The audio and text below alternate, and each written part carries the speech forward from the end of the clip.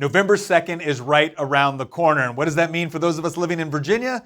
Well, it means that we're going to decide who our governor is, our lieutenant governor, our attorney general, and the makeup of the Virginia House of Delegates. What does it mean for the rest of the country? Well, there's a reason why Joe Biden, Kamala Harris, Barack Obama, and pretty much every major Democrat donor is throwing money into Virginia right now. It's because we're one of the only games in town, and Virginia ends up being somewhat of a bellwether for the rest of the country. And so what happens in Virginia is going to have a huge impact on what is currently going on, not just within the Commonwealth, but also within the United States Senate, the Biden agenda, the House of Representatives, all of it. And that is why we're going to discuss this race today on Making the Argument. Welcome to Making the Argument, where we make the arguments to defend a free society.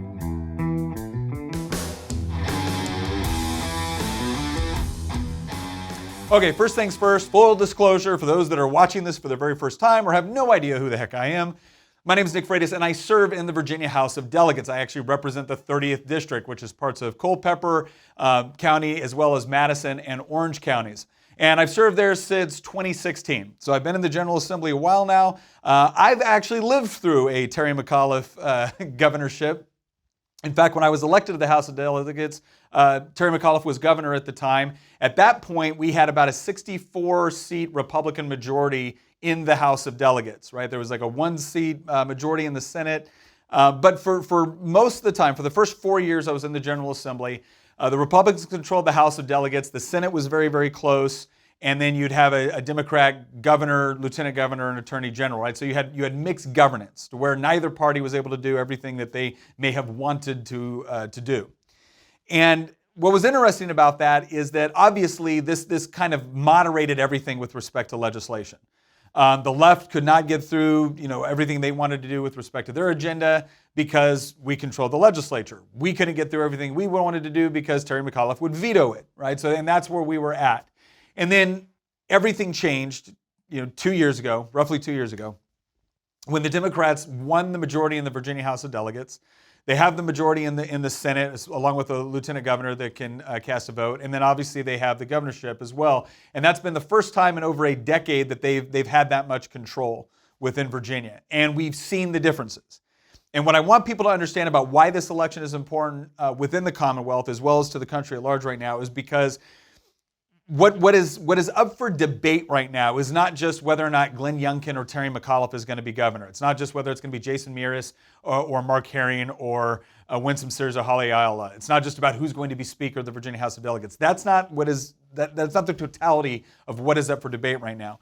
It's actually a question of the progressive wing of the Democratic Party and their ascendancy within the Democratic Party, and what does that actually mean if they get the sort of control that they're looking to get this election cycle.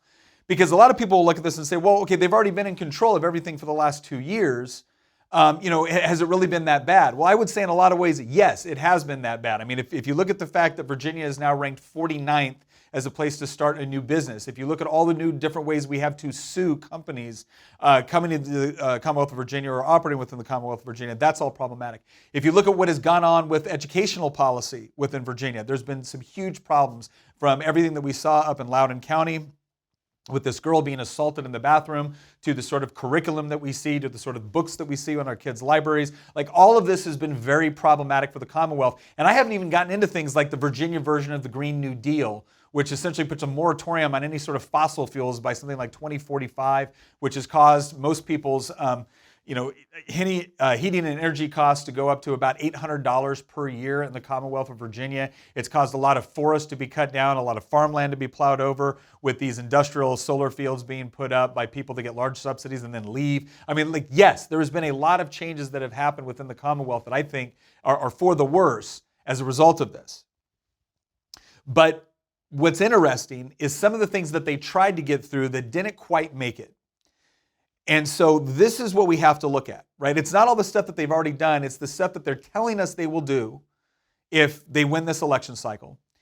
And it's the stuff that they've already done, but they're not advertising. They're not telling anyone about it. In fact, in some cases, they're outright denying what they actually did. And when we bring this up and we say, well, look, if they win, they're going to do X, Y, and Z, what's the response we've been getting back? Well, we've seen it from everyone from Terry McAuliffe to Barack Obama that just visited the Commonwealth, to my Democrat opponent, to school board members. If someone is running On the left, you generally hear this line a lot. Nobody wants to blank, right? Nobody wants to take your guns. Nobody wants socialism. Nobody wants CRT in your classroom. Nobody wants, you fill it in. Here's the problem. Every time that we point out, every time that we provide them evidence, like hard evidence that no, you have actually done these things, you've said you want to do these things, so why do you keep telling the electorate that you won't do that if you get in power when we already have proof that you will? Like, why are you engaging in subterfuge? Why are you lying to us about what you want to do? Like, if what you want to do, if you think that is what is best for the Commonwealth, then stand up and make an argument for it. But that is not what you're seeing. And Terry McAuliffe has been a perfect example of this, right? Especially when it comes to things like critical race theory within our schools, when it comes to the problems that we're seeing with policies with respect to bathrooms in our schools, when it comes to the sort of reading material that's available to our kids within their public school libraries, right? Terry McAuliffe's statement has always been, that's not happening, that's not going on. And then what do? Well, we find a memo from the last time Terry McAuliffe was governor when he was pushing CRT through the superintendents. We find evidence within the Virginia Department of Education website where they are pushing all these various curriculum for our teachers and lessons plans for students that are based on critical race theory or being advocated by groups that are pushing critical race theory. Like, we point this out to them, right? We show them in Virginia law where Democrats passed this equity in education, and then we show on the equity in education website where it's being heavily influenced by CRT. We show this to them. Is their response to then come back and say, oh gosh, we didn't recognize that? No, the response is to come back and say, well, you're a racist, right? So they're not being honest about what they've already done. They're not being honest about what they want to do. They're not being honest about what's going on. And when we present them overwhelming evidence that we get it, right? You're not getting this one over on us. We understand. The response is not to come back and either say, okay, yes, it is going on, but here's why it's important, or here's why we want to do it this way. No, they're just saying that we're creating a false sense of outrage, or that we're engaging in culture wars. We're making up these culture wars. And Ben Shapiro has talked about this. It's like the left does something, we recognize that they're doing it, and then they call us divisive for recognizing it. And what you're seeing in Virginia right now is parents are getting fed up with that. People are getting fed up with that. Because most people, right, left, center, doesn't matter. Most people, if you're honest about what you believe, then maybe someone will vote for you, maybe someone will not vote for you, but they'll at least respect the fact that you're honest about what you believe, what you plan to do. And they will judge your character appropriately. And what we're being treated to right now is very, very few people who are being very honest about what they want, and a lot of other people that are, again, in flat out lying to us about either what they've done or what they will do. So I'm going to give you some examples of this. And then we're going to go through each one of these. We're going to go through kind of the four major races that we're looking at here. And that's governor, lieutenant governor, attorney general, and the Virginia House of Delegates. But the first thing I want to emphasize here is when it comes to statements that you hear from people like Terry McAuliffe or Mark Herring or Hala Ayala, right, all running as Democrats. My candidate that ran against, or my opponent that's running against me, said, I support the Second Amendment. Okay, great. What does that mean? Because 2 years ago, the same Democrats that all ran saying, I support the Second Amendment and nobody wants to take your guns, okay? It was something like 52 or 53 out of 55 of them all voted to not just ban certain guns, but to make you a criminal for owning them. And I'm not talking about fully automatic machine guns. I'm not talking about rocket launchers. I'm talking about you own an AR-15.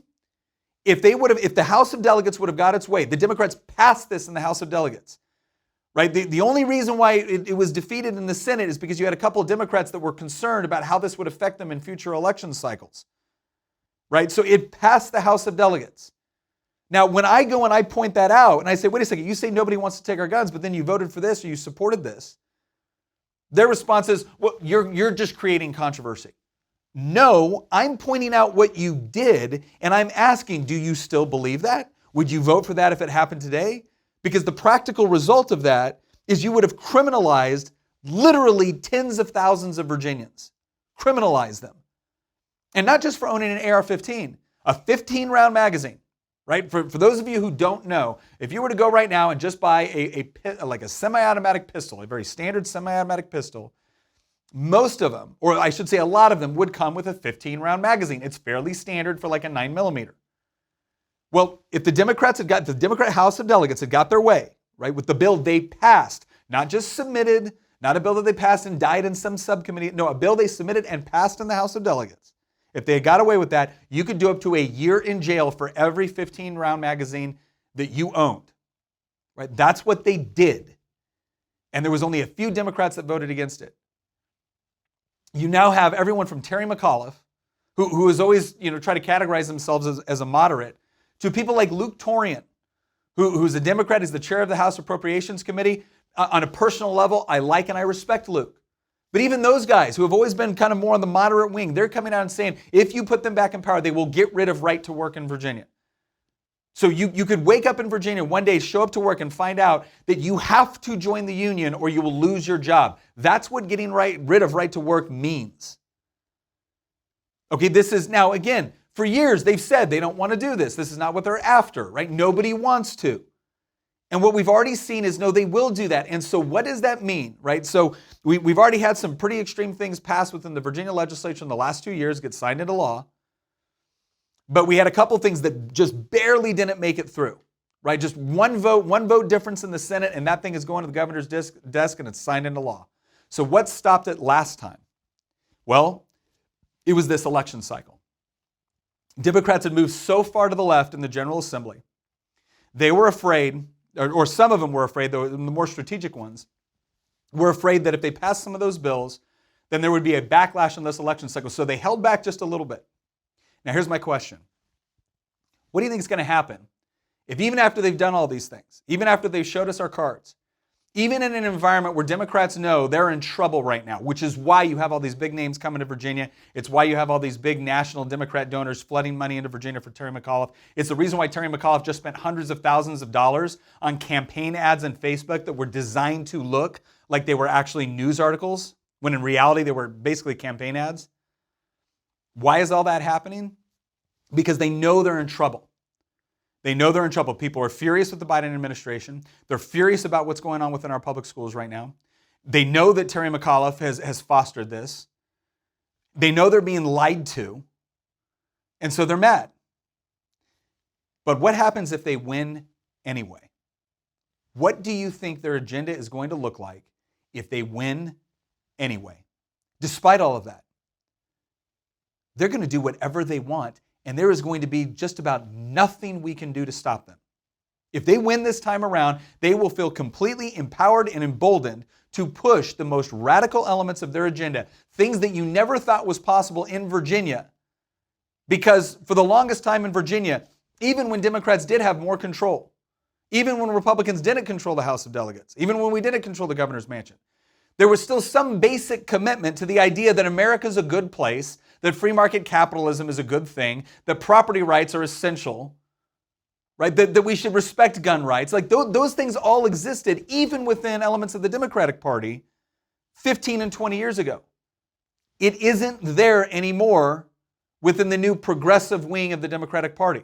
They are not interested in those old paradigms. They are not interested in those old commitments. They are interested in pushing this new agenda, which is based on the Frankfurt School. It's based on a newfound love and appreciation for socialism. It's based off of wokeness. That's what it's based upon. And anything which advances those policies, they will be in favor of. And again, if they can pull it off in the midst of Joe Biden telling everybody, well, Christmas is going to suck this year because we got a supply chain thing we can't figure out. And oh yeah, the people are pouring over the border. And I just totally botched up Afghanistan. And oh, by the way, here's this guy running for governor that thought it was inappropriate to give parents notification before explicit material was taught to their kids. And now we're debating on whether or not men can use the girls' bathroom at a school. And he's telling you CRT is not in your classroom, and then the memo comes out that no, actually it is, and they've been pushing it. Right? If they can win despite all of that, there will be nothing that holds them back because the electorate in Virginia will have sent them this signal that they can literally get away with all of it. And so that is why it is so important for us to be engaged in this election cycle. And let's just go through the differences very quick. With Youngkin and McAuliffe, I think all of us have seen the news, not just in Virginia, we've seen it on the national level. We see the big difference here. All right. Now, again, regardless of how you feel about every candidate out there, and Youngkin has really run on this idea that he's going to be an advocate for parents within our school system. And right now, parents feel like they desperately need that advocate because not only are they being ignored, whether it's by local school boards or school administrators or some of their representatives in those areas, but now they have the threat of the DOJ showing up to school board members and taking names of people. There's like, the intimidation is palpable when you go into these areas. And these are parents that are like, look, I don't want anything crazy. I just want my kids to be able to have an advanced placement math class, and I don't want them to be walking into a classroom and being told that they're either an oppressor or an oppressed class based off of their skin color. Right? I want to know that when my daughter goes into the changing room to get ready for her next, sporting event, that she can do so in the knowledge that a boy isn't going to be allowed to walk in there as well. Right? So these parents are looking at it going, I'm not asking for anything crazy. This was all common sense stuff 5 minutes ago, and now I'm being called a racist, a sexist, and a bigot for it.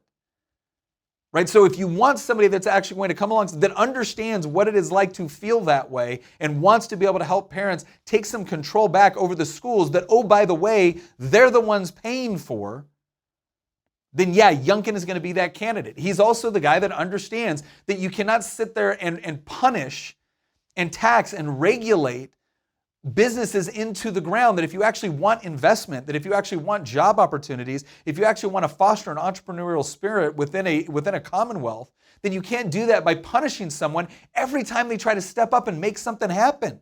You can't throw up barriers of red tape all along the way. You can't arbitrarily shut them down one day while you're allowing their big box competition to stay open at the same time. You can't do these things. And Youngkin has fought for that. He's recognized it. He's articulated it. So if you want an environment where you feel like you're actually in control of how you do business and where your kids go to school, some of the most basic things, if you want a commonwealth where you can actually feel reasonably safe that when you pick up the phone to call the police, they'll be able to show up because they haven't been so short-staffed, underfunded, or demoralized, or essentially threatened into not doing their job, right? Youngkin's going to be that guy. And what is Terry McAuliffe going to do? Well, again, Terry built up his entire career being an avid fundraiser for the Democratic National Committee for the Clintons, and he always tried to pass himself off as a moderate. But what Terry McAuliffe has always been is politically pragmatic, not practically pragmatic, politically pragmatic. And what he sees right now is that if he wants to win, he's going to have to go full on woke, and he's willing to do it if it means he will get more power. And Terry's obsessed with it. Now, I'm sure on some level, Terry believes that if he gets that power, he'll be able to help people. But the one person I've always noticed that always gets helped when Terry is in power is Terry and his friends. They always get helped. Whether or not other people get helped, that's debatable because quite frankly, I don't think some of our kids are receiving this sort of help right now. I don't think it was helpful for Terry McAuliffe to come in the last time he was governor and essentially lower the testing standards across the board because he wanted to look more progressive, instead of actually fixing systemic problems within our education system that would have allowed all students to do better. His job and his goal has been what the Washington Post told us we should all do with respect to the supply chain. Fix it? No. Lower your expectations. That's what Terry's moniker has been. Right? He couldn't actually get us to where we wanted to be, so what did he do? He lowered expectations. He talked about how many jobs he created in the Commonwealth. He created jobs at a time where jobs were being created all over the country. What's important to look at is what was actually going on in neighboring states, because at the same time Terry McAuliffe was focusing more on taxes and regulations and cronyism in order to get businesses to come to Virginia, places like North Carolina were making it easier to do business, and they were going exponentially faster than Virginia was. Pretty much all of our neighboring states were growing faster than Virginia was. So yeah, if Terry McAuliffe wants to say it was this when I took office and it went up a little bit when I was there, therefore I get to take all the credit for it, I think what we should do is look at what was going around in every other state at that same time. And that's where you realize that he was at the back of the pack. And again, it's because when your idea of growing business is not providing a better market for people to come in and start a business or to expand their business, but your idea of creating a better economy is to engage in blatant cronyism, then yeah, you're going to benefit, your buddies are going to benefit, the people with political access and pull are going to benefit, but that's not the sort of free market that we should be fighting for where everyone has an opportunity. So there's a very clear distinction between Youngkin and McAuliffe, both from an education standpoint, from an economic standpoint, from a public safety standpoint. Same thing with Winsome Sears and Hala Ayala. And look, Winsome Sears, she's got an incredible backstory, absolutely loves this country. She served in the House of Delegates actually before I did. So she understands this process. She understands the legislative process. And again, you have someone here that actually believes in the promise of the United States. She immigrated to this country. She sees the value that it provides to people. She sees the opportunities that are provided here that most people around the world don't get to experience. And her goal has been, let's not run it down. Let's not fundamentally change it in such a way to where it bears no resemblance to the very country that millions of people are trying to get into. She goes, let's continue to make it the sort of country that people want to come to because they see the opportunities available to them, not because the government has stolen from somebody else and given it to somebody else, but because the government has largely provided a safe environment for people to be able to use their skill sets to achieve something. That's the sort of environment that Winsome is fighting for. When I look at someone that I want to be the president of the Senate and to potentially be casting, important votes there as a potential, tiebreaker, that's the sort of person I want doing it. I want someone that actually believes in what this country offers and wants to fight to continue to expand those opportunities, not take them away and put all the power in the hands of a couple of bureaucrats. Now you compare that with Hala Ayala, who I've served with in the House of Delegates. She came into the House of Delegates after me. And look, on a personal level, nice lady. But you look at what she advocates for, you look at what she votes for, she's not going around telling everybody that she's going to rip up forests and destroy farmland to put in solar panels. She's not telling everybody she's going to put you in jail for having a 15-round magazine. She's not telling you that she wants to devastate entrepreneurship and small businesses. She's not telling you that. But she will vote to repeal right to work. She did vote for the Virginia Clean Energy Act. She did vote for that bill I mentioned before in the House of Delegates that would have criminalized a bunch of law-abiding gun owners within the Commonwealth of Virginia. She did all of those things. There hasn't been an ultra-progressive policy within the House of Delegates I don't think she's voted for. And so when she shows up and it's all smiles on the campaign trail of, I just want to fight for working women, or I just want to fight for, disadvantaged population. Okay, great. I appreciate that. I think that's noble. But how do you plan to do it? Well, that's when you go back and you look at the voting record and you realize she's got one of the most woke progressive voting records in the House of Delegates. That is what she will do.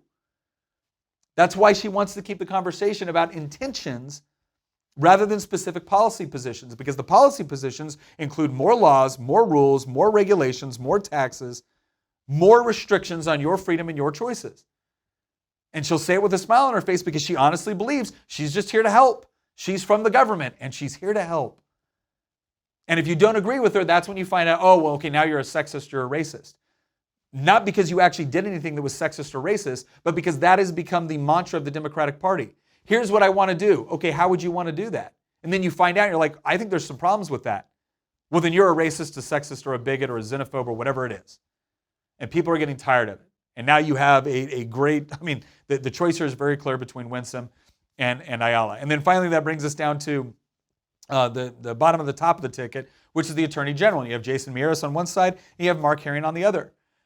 Mark Herring, when he was running for Attorney General, one of the biggest things that they were pushing was that the Attorney General's office was supposed to be the least political. It was supposed to be the top lawyer for the Commonwealth of Virginia. It was there to enforce and defend Virginia law, Virginia Constitution, and Herring promised us all he would do that until he got into office. And then it was all about signing on to the most far left-wing liberal things from other attorney generals, and then actually joining in amicus briefs against Virginia law. Now look, I'll be honest, if somebody has a problem with Virginia law and they don't feel like they can personally defend it, I understand that. We've had that in the past with Republican attorney generals, but typically what they did was they said, okay, I have a real problem with this. I don't know that I could do the best job defending it, so I'm going to assign somebody else to this case. Mark Herring, on the other side, would side with the other side against Virginia law, despite the fact that he was supposed to be the chief law enforcement officer. He also tried to arbitrarily just cancel everybody's concealed carry reciprocity rights with other states.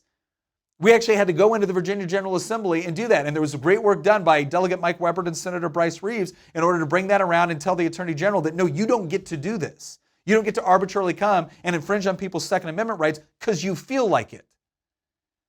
Not to mention the fact that Mark Herring was one of the biggest guys out there protesting against law enforcement, I shouldn't say one of the biggest. He was one of the guys out there. He wasn't sticking up and defending for law enforcement at a time when they really needed it. And then on top of that, here's what I think is probably the most hypocritical.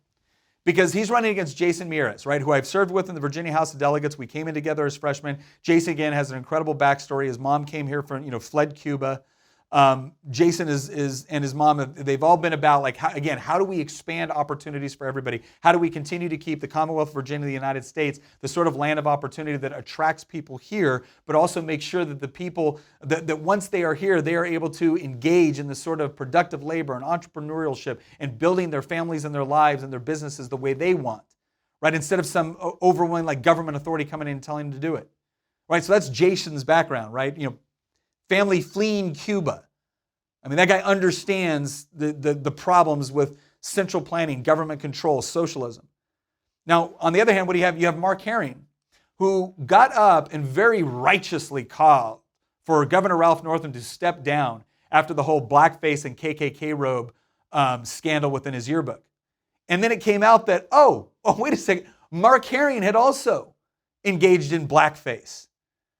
Right? And now he's getting up. So he sat there knowing that he had this in his own past. He got out there and called for Ralph Northam to step down. And then all of a sudden, when it was his turn, did he step down? No, he stayed there because it's always different when Democrats do it, right? They don't mind eating their own up to a certain point. But my gosh, he didn't apply the same standard to himself. But that's not something we should be shocked about. Mark Herring has not had a problem applying one standard to everybody else and a different standard to himself. And that is absolutely the last thing you want in an attorney general who is supposed to protect this idea that we're all supposed to be equal before the law. But Herring, on the other hand, has used this as an opportunity to press for a pretty radical agenda from a legal perspective, to not stand up for Virginia law or the Virginia Constitution, to not even do his job on that. Because again, I understand when an attorney general says, I have a real problem with this, I don't know if I can effectively defend it, but I recognize the duties and responsibilities of my office, so I'll assign somebody else. I understand that. I do. It can be frustrating at times, but I get it. But that's not what he's doing, right? He wants to call out Ralph Northam for doing something that he did, but then he doesn't want to do the very thing that he prescribed to Ralph Northam, which is step down. So again, very clear for me on which one of these candidates is actually going to protect our civil liberties and which one is going to arbitrarily decide, pick and choose for himself, where he will step in and defend the very rights that he swore an oath to protect, and where he will simply ignore them if it's convenient. And that leads us finally to the House of Delegates, right? That's the other big thing that is on the ballot this year in Virginia. And right now we need 6 seats in the Virginia House of Delegates in order for Republicans to take control. And again, this is the part where I cannot emphasize this enough. If the Democrats maintain control of the House of Delegates, they will feel emboldened. The House of Delegates is already the most progressive leftist institution within Virginia at this point because of the current leadership of the Democrats within the Virginia House of Delegates. Right? It's not to say that there aren't, reasonable, well-meaning, people over there. I have friends on the other side of the aisle that I talk with, that we try to find things where we agree and we work together. And I can tell you right now, those are not the people in charge.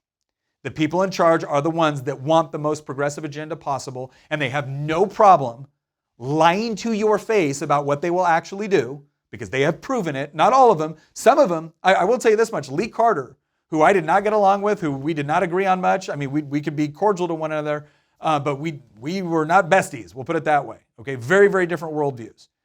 Lee Carter would at least be honest about what he wanted in the most part. There were some things where I didn't think he was being too honest, but for the most part, he was honest about what he wanted to do and what he would do if you put him in power. Right? He's gone now. And what we're left with is people that want to do a lot of the same things that Lee Carter wanted to do. They just understand they can't tell you that.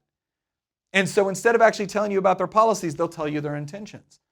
We just want everyone to have paid medical leave. We just want everyone to have access to health care. We just want everyone to have a quality education.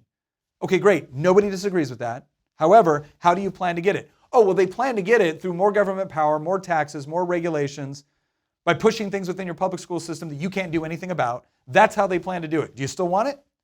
Does it still meet your idea of what the intentions they stated? Does it still meet that vision? No, probably not. And I am telling you right now that if they know they're in trouble, the House of Delegates candidates especially know that they're in trouble. Right? The top 3, they're still betting on the idea that Northern Virginia will save them, that they can get crushed everywhere else in the Commonwealth, but that there's enough Democrat votes in Northern Virginia that the top of the ticket can be saved. The House of Delegates races, that's a completely different prospect. They realize they're having to run in individual competitive seats and that we've got really good candidates running against them. And if they maintain the majority, then they're going to come back completely and totally emboldened. It will be no holds barred at that point because they will have said, look, we ran in the most difficult time possible, under the most difficult conditions, in the most difficult seats, and they won anyways. And they're going to feel like they have a mandate to push the most extreme elements of their agenda. And there is just not going to be a lot we can do about it at that point if they have the governor's mansion, the attorney general's office, the lieutenant governor, the House of Delegates, and the Senate. So that is why this election cycle is so important. That is why getting out and voting is so important. That is why dragging other people to the polls to get them to vote is so important. You know, the voting early component was critical this time around because when you vote early, your unique voter ID number is then taken off the rolls and nobody can order an absentee or show up and vote in your name. Right? All of that has been incredibly important this cycle. So as we go into this one, if you're looking for the argument, to make based off of a particular candidate or the House of Delegates or just in general, I'm going to sum it up for you right now. The Democrat narrative of being this kind of like moderate, we just want what's best for the children. We just want what's best for, working families. Okay, yes, that's their intentions. What you need to go beyond is, okay, but what did they actually do? Well, they want to raise taxes. They want to raise regulations. They want to engage in more mandates. They want to control your kids' education. They don't think you should have much of a role in it. And the way we know that's true is because that is how they voted. I don't care what they said. That is how they voted. When they had an opportunity to make sure that superintendents would have to report sexual battery, they voted to actually lower those thresholds and those requirements.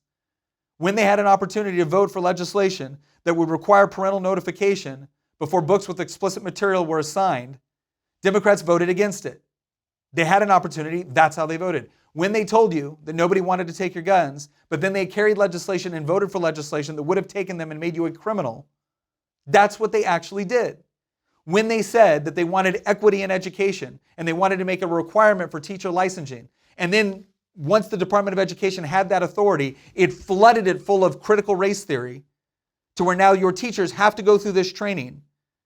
And there's going to be a presumption there that when they go through all this training that is heavily influenced by critical race theory, there's going to be an expectation, since their licensure is connected to it, that when they go back into the classroom, they are teaching through that lens.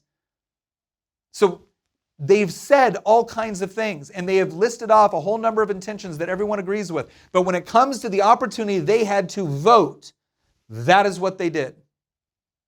And the consequences for that as a small business owner, as a parent, as a student, as an employee, as a property owner, as someone that has to pay your utility bill, the consequences is your life is worse off as a result. That's the facts. And we need to make sure that we're making an argument that speaks to the very issues that are driving people to the polls. If it's education, then we need to be able to show them the evidence. And we've done that in our previous podcasts. We've done that on our social media pages.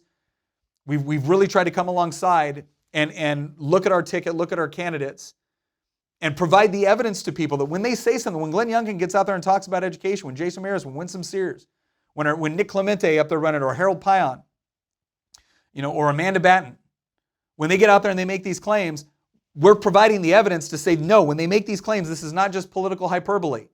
They are talking about actual things that are going on, actual votes that their Democrat opponents took. And this is the result.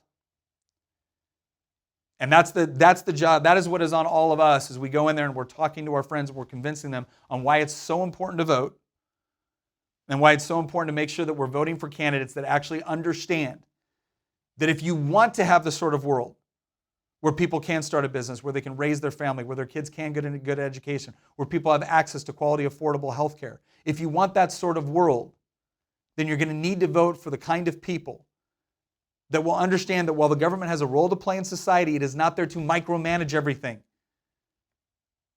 The things that the government is there to do, it's not doing well right now because it's under bad management. And part of what that bad management has done has refocused government's responsibilities from doing basic things like providing for good public safety, and instead moved it to pushing an entire social agenda, an educational agenda, a healthcare agenda on people, many of whom don't want it. And what we found is the government is not good at managing it. But the government can create conditions where the people that are good at managing it, whether it be teachers, whether it be doctors, whether it be nurses, whether it be law enforcement, whether it be entrepreneurs, the people that are good at these things, they can feel fully empowered in order to make their industries, their professions, their passions the best they can possibly be in an environment that protects their liberty, protects their property rights, and protects their right to live their own lives, pursue happiness, and provide value to their fellow citizens. That's the sort of environment that we want. And if we want to make sure that we get it this election cycle, we got to show up and we've got to vote and we've got to make our voices heard. Once again, thank you for joining us on Making the Argument. I'm Nick Freitas. Don't forget to like, follow, comment, share, subscribe, all of those good things across the multiple platforms that we're on. Also, give us your feedback. Let us know your stories. Let us know the topics that you would like to cover for future episodes. Once again, thank you very much for watching, and we'll see you next episode.